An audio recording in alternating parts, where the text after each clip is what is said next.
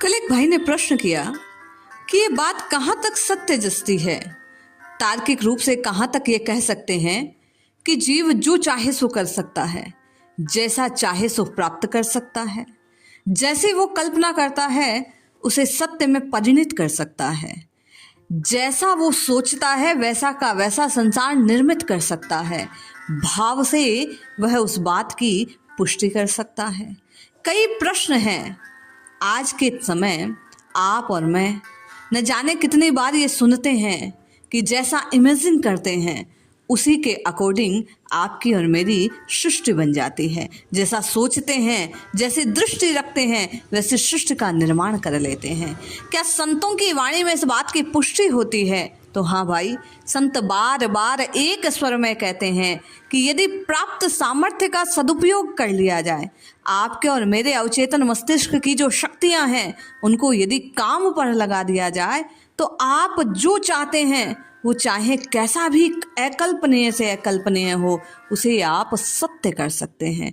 आइए पूज्य स्वामी जी की वाणी से, एक लेख के माध्यम से आप और मैं अपनी शक्ति को जानते हैं। उन शक्तियों के भंडार से रूबरू होकर आप और मैं भी अपने जो चाहे सो प्राप्ति के स्वर को सत्य में परिणत करते हैं। आपकी और मेरी न जाने कितनी कामनाएं हैं।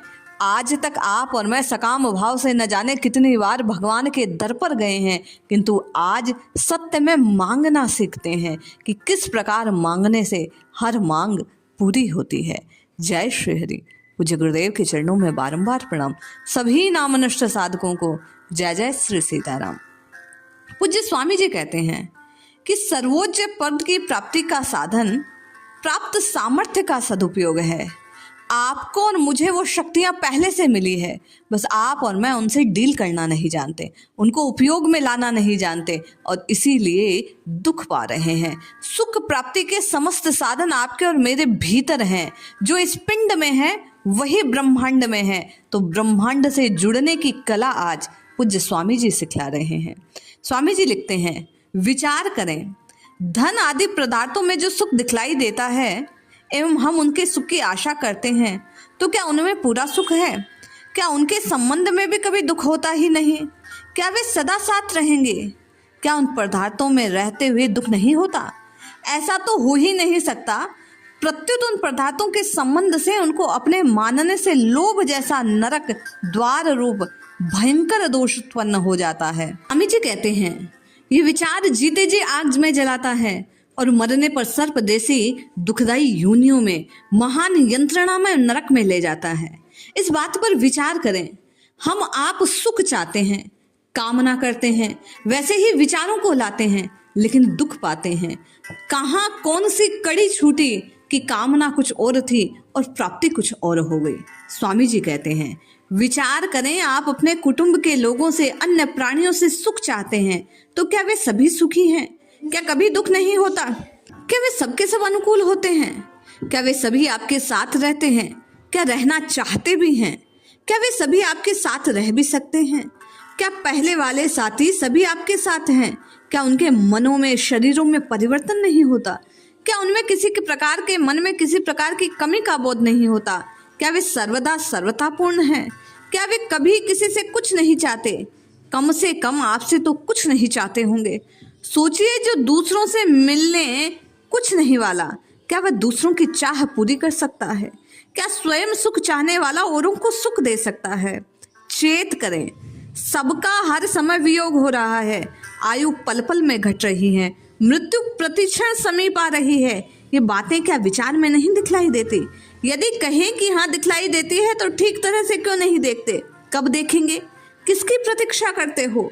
क्या इस मोह में पड़े रहने से आपका अपना हित दिखलाई देता है? यदि नहीं तो आपका हित कौन करेगा? किसके भरोसे निश्चिंत बैठे हो? ऐसा कब तक काम चलेगा? कभी सोचा है? और नहीं तो कब सोचोगे? क्या ये शरीर जिसे आप मेरा मेरा कहते हैं आपकी इच्छा के अनुसार निरोग रहेगा? क्या जैसा चाहोगे वैसा काम देगा? क्या सदा साथ रहेगा, मरेगा नहीं? इस ओर आपने कभी विवेक दृष्टि से देखा ही नहीं, पर कब देखेंगे? क्या इस विषय में अपरिचित ही रहना है? क्या यह बुद्धिमानी है? क्या इसका परिणाम कोई और भोगेगा? चेत करो, पहले आप जिन पदार्थों और कुटुंबियों के साथ रहे हैं वे आज है क्या आज जो आपके साथ हैं वे रहेंगे क्या? वे सबके सब सदा साथ रह नहीं सकते। थोड़ा ध्यान देकर विचार करो। यदि आप ठीक विचार करेंगे तो आपको ज्ञात हो जाएगा कि साथ रहने वाले तो केवल एक परम कृपामय परमात्मा है। अतएव आपको उन्हीं के चरणों की शरण लेना है। परमात्मा में नित्य सिद्ध अपनापन है, केवल जीव भूल गया है। परमात्मा का कभी वियोग नहीं हो सकता। परमात्मा जीव को कभी छोड़ते नहीं। परमात्मा में आनंद ही आनंद है, दुख नहीं। ध्यान दे, ये जीव परमात्मा का अंश है। ईश्वर अंश जीव अविनाशी। परमात्मा सर्वोत्तम है, उसका अंश होने से इस जीव को अपनी निम्न स्थिति नहीं सुहाती। ये नीचे नहीं रहना चाहता। सर्वोत्तम की ओर इसकी उत्सुकता निरंतर बनी रहती है। वह अपने को सर्वोच्च पद पर नियुक्त करने के लिए प्रयत्नशील रहता है, कारण कि परमात्मा का अंश है। परमात्मा सबसे ऊंचे हैं, इसलिए आप और मैं भी सुख पाना चाहते हैं। आनंद का अंश होने से आनंद पाना चाहते हैं। परम का अंश होने से परम बनना चाहते हैं। पूज्य स्वामी जी कहते हैं, ऊपर उठने के लिए दो बातों को और ध्यान देना चाहिए, करना और दूसरा होना। जैसे व्यापार करते हैं उसमें नफा नुकसान होता है, अतः करने में हर समय सावधान रहें, जिससे पतन हो जाए ऐसा कार्य ना करें। होने में हर समय प्रसन्न रहें। जो कुछ हो रहा है पूर्वकृत कर्मों के फलस्वरूप हो रहा है। हमारे प्रभु का मंगलमय विधान है, इसलिए हो रहा है। इस बात को समझकर जानकर होने में प्रसन्न रहना चाहिए। पूज्य स्वामी जी कहते हैं, ये दो बातें, करने के लिए सावधानी और होने पर प्रसन्नता, इस धारणा की सिद्धि तब होगी जब हमारी दृष्टि लक्ष्य पर बनी रहेगी। ऐसा करने वाले की उन्नति होती है, ऊपर उठता है। ये नियम है। पतन का कारण है हम करने में सावधानी नहीं रखते और जो होता है अनुकूल प्रसन्न, प्रतिकूल पर अप्रसन्न हो जाते हैं। यही बात आधुनिक चिंतक कहते हैं कि आप जो चाहते हैं उसे होया मान लें, प्रत्युत उसे वर्तमान में जान लें, उसके होने की प्रसन्नता को अनुभूत करने लग जाएं और उसे करने में सावधानी बरतें। जब सावधानी से कर्म करते हुए मन में प्रसन्नता को कायम रखते हैं तो निश्चय ही, पूज्य स्वामी जी कहते हैं, सफलता मिलती है। करने में हर समय सावधान रहे। सावधान का अर्थ है न करने योग्य काम को न करें, जो न हो सके उसकी चिंता न करें, शास्त्रों के विरुद्ध, लोक मर्यादा के विरुद्ध काम ना करें। धन, मान, बड़ाई, पद, अधिकार आदि जिसकी प्राप्ति हमारे चाहने पर भी हमारे वश में नहीं, उसकी चिंता ना करें। करने योग्य काम को छोड़कर जो नहीं हो सकता उसकी चिंता करने से कोई लाभ नहीं होता। आप और मैं सकारात्मक बुद्धि के साथ निरंतर यदि कठिन परिश्रम करते हैं, भगवान के सामने पूर्ण सरेंडर होकर शरणागत के भाव से यदि चाहते हैं, करते हैं, तो निश्चित स्वामी जी कहते हैं हमें परिणाम की प्राप्ति होती है। इसलिए आज अभी इसी वक्त से परमात्मा के नाम को जिह्वा पर धारण करते हुए हम आप प्रभु से सब प्राप्ति का आदेश लेकर अपने कार्यों का संपादन करें। जय श्री हरि।